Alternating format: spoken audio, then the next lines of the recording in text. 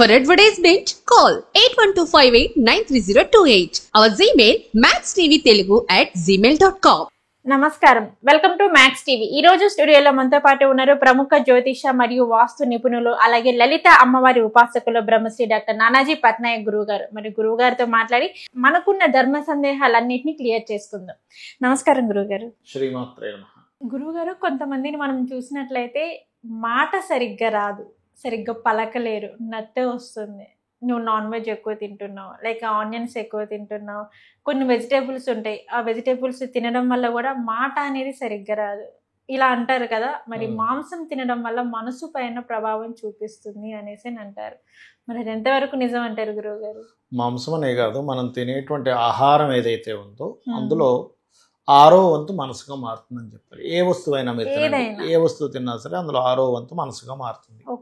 మీరు తినే వస్తువు మీద మాంసమా, లేకపోతే పదార్థమా, కూరగాయల, ఐస్ క్రీమ్ తింటున్నారా కాదు.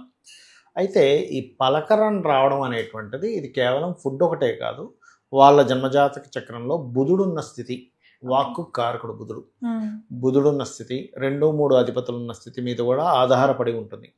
కాకపోతే ఏంటంటే రెగ్యులర్గా నాన్ వెజిటేరియన్స్ లాంటివి ఎక్కువగా తింటే ఏమవుతుందంటే, అంటే అందరినీ తినొద్దని ఎక్కడా చెప్పలేదు, పౌరహిత్యం చేస్తున్నాము అలాంటి వారు తినకూడదు. మంత్రాలు చదువుతారు, పూజా పునస్కారాలు చేయిస్తుంటారు అందరితో, మీ ఇంట్లో చేసుకునే వాళ్ళు దట్ ఈస్ డిఫరెంట్. చేయించేటప్పుడు మీకు ఏమవుతుందంటే, ఒక మంత్రంలో ఒక అపస్వరం ఏర్పడినా, ఒక తప్పు ఏర్పడినా ఆ పూజ ఫలితం ఉండకపోవడం కాకుండా ఇంకా తప్పు జరుగుతుంది అక్కడ.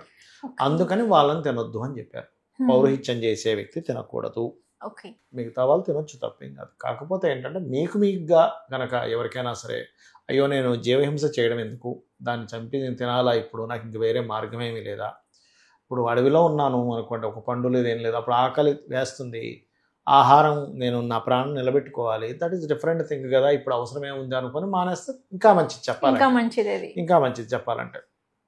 అయితే ఇక్కడ ఒక వ్యక్తి స్పష్టంగా మాట్లాడుతున్నాడన్నా పలుకుతున్నాడన్నా ఫుడ్ కంటే, అంటే ఫుడ్ ఒక కొంతవరకు ప్రభావం చూపిస్తుంది.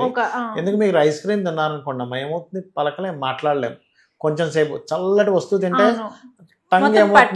టంగ్ ఏమవుతుందంటే అది తెలియకుండా దాన్ని పలకడానికి సరిగా అవ్వనివ్వదు. అంటే ఏమిటి, ఒక వస్తువు మనం నాలిక మీద పడ్డప్పుడు దాని ప్రభావం నాలిక చూపిస్తుందని అర్థం కదా, ఆ కొంచెం సేపు మనకు తెలుస్తుంది కదా. అంటే ఏమిటి, ఇక్కడ ఫుడ్ ప్రభావం కొంత ఉంది. కానీ శాస్త్రంలో, జ్యోతిషాస్త్రం ఏం చెప్తుంది అంటే 2-3 స్థానాలు అంటారు. అంటే 2వ స్థానం అంటే వాక్కు, 3వ స్థానం అంటే కమ్యూనికేషన్. అలాగే బుధుడు, న్యాచురల్ థర్డ్ లార్డ్ ఈజ్ బుధుడు.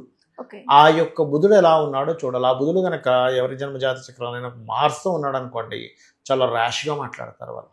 అది ఎట్లా ఉంటుందంటే అసలు ఆర్గ్యుమెంట్ బాగా చేయగలుగుతారు.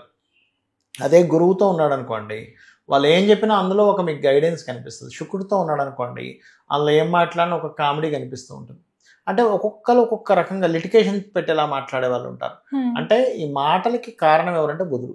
మరి ఈ బుధుడిని మీరు బాగా మాటలను ఇంకా బాగా చేసుకోవాలంటే విష్ణు సహస్రనామము. ఎందుకు అంటే బుధునికి అధిష్టాన దేవత విష్ణువు. ఒక్కొక్క గ్రహానికి ఒక్కొక్క అధిష్టాన దేవత ఉంటారు. కుజుడికి సుబ్రహ్మణ్యేశ్వర స్వామి లేదా ఆంజనేయ స్వామి చెప్తూ ఉంటారు. అలాగే గురువుకి దక్షిణామూర్తి లేదా దత్తాత్రేయుడు, శని భగవానుడికి పరమేశ్వరుడు గాను, లేకపోతే వెంకటేశ్వర స్వామిగా, ఆంజనేయ స్వామిగా చెప్తుంటారు. అలాగే బుధుడికి విష్ణు అన్నమాట. ఆ విష్ణు సహస్రనామాలు ఎవరైనా రెగ్యులర్గా కనుక చాంటింగ్ చేస్తూ ఉంటే వాళ్ళ వాక్కు అనర్ఘనంగా ఉంటుంది. అలాగే విష్ణు సహస్రనామాలు రెగ్యులర్గా ఎవరైనా చదువుతుంటే అప్పుల బాధలు కూడా తగ్గుతాయి, మిస్కమ్యూనికేషన్స్ తగ్గుతాయి, శత్రు బాధలు తగ్గుతాయి, స్పాంటేనియస్నెస్ పెరుగుతుంది బుధుడు వల్ల. బుధుడు ఏంటంటే తెలివితేటలకు కారకుడు, స్పాంటేనియస్ కారకుడు. అప్పుల బాధలు తగ్గడానికి లలితా సహస్రనామాల్లో కూడా ఓం అపర్ణాయే నమః అనే మంత్రం కూడా అద్భుతంగా పనిచేస్తుంది. కాబట్టి ఏంటంటే ఈ వాక్ సంబంధించినటువంటిది పెంచుకోవాలి. ఎందుకు అంటే మనకు శాస్త్రం ఏం చెప్తుందంటే, మీరు వాక్కుతో ప్రపంచాన్ని జయించగలరు. మీకు మాట్లాడడం సరిగ్గా రాలేదనుకోండి, ఎవరిని మీరు రూల్ చేయలేరు, ప్రపంచాన్ని జయించలేరు. మీ దగ్గర ఎంత డబ్బులు ఉన్నా ఏమున్నా సరే మాట్లాడడం రావాలి. ముఖ్యంగా నోరు మంచిదైతే ఊరు మంచిది అంటారు. ఎందుకంటారు అంటే నీ నోటితో, నీ మాటతో, నీ యొక్క మాట తీరుతో అవతల వాళ్ళని ఇచ్చేసుకోగలవు. ఇప్పుడు అమ్మ బాగున్నారు అన్నాను, బాగున్నావా, తేడా ఉంటుంది. అమ్మ బాగున్నారని నేను మిమ్మల్ని పలకరించాను, స్టూడియోకి వచ్చాను, బాగున్నాను సార్ అంటారు. మీరు ఏంటి ఎలా ఉన్నావు, సార్ ఏంటి నువ్వు ఇట్లా పలుకుతాడు ఇలా ఏంటి? మాట్లాడుతున్నారు ఏంటి అనిపిస్తుంది. ఇందులో రెండు అర్థాలు ఒకటే. ఏంటి ఎలా ఉన్నావు అనడానికి ఒకటే అర్థం, అవును, అమ్మ బాగున్నారా అనడానికి ఒకటే అర్థం. పలికే అవునా కదా? విధానం ఉంది. పలికే విధానము, ఆ పదాల కూర్పు, ఆ సౌండ్. హ్మ్. ఎవరితో మనకి ఇంకొకటి ఉంటుంది శాస్త్రంలో, ఆంజనేయ స్వామి ఉపాసన, ఓకే. హనుమత్ ఉపాసన కనుక ఎవరైనా చేశారంటే ఎలా మాట్లాడాలో తెలుస్తుందట. మనకి ఆ యొక్క రామాయణంలోనే రాముడే చెప్తాడు స్వయంగా, హ్మ్. లక్ష్మణ చూడు మాట్లాడేటప్పుడు కనుబొమ్మలు ఎగరేయట్లేదు, ఎంత మందంగా ఎంత మాట్లాడాలో అంతే. కొంతమంది చూడండి దగ్గరగా ఉన్నప్పుడు ఏం బాగున్నావు గట్టి మాట్లాడేసారు, బాబా ఏమిట్రా వీడి చెవులు కిల్లు పడుతున్నాయి ఏంట్రా అది ఏంటా సౌండ్. ఇంకొంతమంది ఎక్కడికైనా అక్కడికి వెళ్ళి ఏమైందిరా పని ఏమైందిరా అని అడిగితే వాడు కింద గదికి చెప్పులు వేసుకొని ఆటో వాడిని పిలిచి ఆటో ఎక్కి ఆటో ఎలా ఉందో చెప్తూ వెళ్ళిన ఎవరితో ఇది చెప్తాడు, అరే పని అయిందా లేదు చెప్పరా అంటే అవి వదిలేసి అన్ని చెప్తూ ఉంటాడు. సో మధ్యలో ఏం జరిగిందో ఆ ప్రాసెస్ అన్నీ చెప్తుంటాడు. వాళ్ళ అమ్మ ఫోన్ చేసింది, వాళ్ళ భార్య ఫోన్ చేసింది, మధ్యలో చెప్పు తెగిపోయింది, ఇంకోసారి కుక్క ఎంటబడింది అని చెప్తాడు, అసలైంది వదిలేసి. హనుమత్ ఉపాసన కనుక చేస్తే వాక్ వైభవం వస్తుందని చెప్తారు శాస్త్రం. అంటే మనం ఎలా మాట్లాడాలి, ఎంత మాట్లాడాలి, ఇక్కడ ముఖ్యమైన విషయాలు ఏమిటంటే మనం ఎవరితో మాట్లాడుతున్నాం. ముఖ్యంగా అవును, మనం ఇంట్లో వాళ్ళతో మాట్లాడేటప్పుడే అమ్మతో మాట్లాడుతూ ఒక రకంగా ఉంటాం, నాన్నగారితో మాట్లాడుతూ ఒక రకంగా మాట్లాడతాం, పిల్లలతో మాట్లాడుతూ ఒక రకంగా మాట్లాడతాం, అన్నతో మాట్లాడతాం. కాబట్టి ఎవరితో మాట్లాడుతున్నాము పాయింట్ నెంబర్ 1.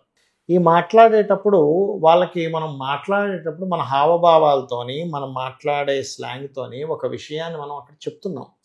మాట్లాడేటప్పుడు అవతల వ్యక్తి ఏం చేస్తాడు తెలుసా అమ్మ, రకరకాల అంచనాలు వేసేస్తాడు. వీడికి మర్యాద లేదు, వీడికి మాట్లాడడం తెలియదు, వీడి ఇలాంటి మనిషి ఏమో, అంచనాలు వేసేస్తాడు. ఖచ్చితంగా మనం కనుక ఆ మాటల్లోనే మనం ఏంటో చెప్పొచ్చు. ఖచ్చితంగా. కాబట్టి ఎవరితో మాట్లాడుతున్నాము, ఏ విషయం మాట్లాడుతున్నాము, ఆ విషయం ఆ వ్యక్తితో మాట్లాడొచ్చో మాట్లాడకూడదు, ఇది కూడా చాలామందికి తెలియదు. చాలామంది ఏం చేస్తారంటే ఏ విషయం ఎవరితో మాట్లాడకూడదో తెలియదు, పోయి చెప్పేస్తారు పోయి. అలాగా ఈ వ్యక్తి దగ్గర ఈ మాట మనం మాట్లాడొచ్చా మాట్లాడకూడదా, ఒకవేళ మాట్లాడాలనుకుంటే ఇది సమయమా కాదా, సమయం సందర్భం అంటారు. అవును, సమయం సందర్భం. అక్కడ శవం ఉంటే పోయి అక్కడ జోకులు వేసుకుంటుంటే అట్లా, ఎవరో ఇంట్లో చనిపోయారు అక్కడ శవం ఉంది, ఆడపోయి అరే నీకు ఈ జోక్ తెలుసా అంటే ఎట్లా ఉంటుంది పరిస్థితి. అది సమయము కాదు, సందర్భము కాదు. నలుగురు కూర్చున్నారు, ఫంక్షన్లో కూర్చున్నారు, అందరూ జోకులు వేసుకుంటున్నారు, నేను ఓ జోక్ చెప్తానంటే దట్ ఈస్ సమయం. అక్కడ మాట్లాడాల్సిన విషయం ఏంటి, అయ్యో ఈయన చాలా గొప్పవాడండి, ఒకప్పుడు ఈయన మంచి పని చేశాడు, చాలా చాలా మంచి వ్యక్తి. అక్కడ మాట్లాడే విధానం వేరు. ఎక్కడ ఏ సందర్భంలో ఎక్కడ ఏం మాట్లాడుతున్నాము, ఎలాంటి మాట మాట్లాడుతున్నాము, ఎంత సౌండ్తో మాట్లాడుతున్నాము, ఎవరితో మాట్లాడుతున్నాము అనేటువంటిది ఒక పెద్ద ఆర్ట్. ఫస్ట్ పిల్లలకు మనం నేర్పించాల్సింది ఇది. ఇది రావాలంటే హనుమత్ ఉపాసన చేయాలి. ఓకే గురుగారు, మీరు చెప్పారు మనం మాట సరిగ్గా పలకాలి అన్న కానీ మనకి హనుమాన్ ఉపాసన చేయాలి, అలాగే విష్ణు సహస్రనామంలో గురించి ఒక నామం ఉంటుంది అన్నారు. లలిత సహస్రనామంలో ఇంకో నామం ఉంది, ఓం కర్పూర వీటికామోద సమాకర్ష దిగంతరాయే నమః. ఇది దేనికి పనికి వస్తుంది అంటే, కొంతమంది చూడండి నేనేం మాట్లాడినా గొడవ అవుతుందండి అంటూ ఉంటారు. అప్పుడు ఈ మంత్రం ఎవరైనా చేశారనుకోండి, మీరు ఏం మాట్లాడినా ఆకర్షణీయంగా వినాలనిపిస్తుంది అవతల వ్యక్తికి. ఓం కర్పూర వీటికామోద సమాకర్ష దిగంతరాయే నమః. అంటే ఈ నామం జపించాలి అంటే ఏమైనా నియమాలు పాటించాలి అంటారా? ఎప్పుడైనా ఒకటేనమ్మా, భక్తి శ్రద్ధ. ఈ నామం జపించడం వల్ల నాకు ఈ ఫలితం వస్తుంది అని పరిపూర్ణమైనటువంటి విశ్వాసం, భగవంతుడు ఉన్నాడనే విశ్వాసం. మనం పలుకుతున్నామంటే ఏదో పలుకుతున్నాం కదా, భగవత్ శక్తిని మనం పిలుస్తున్నట్టే. ఓకే గురుగారు, మాంసం తినడం వల్ల మనసు పైన ప్రభావం పడుతుందా లేదా అనే దాని గురించి అయితే చాలా చక్కగా చెప్పారు. ధన్యవాదాలు. శ్రీమాత్రే నమః.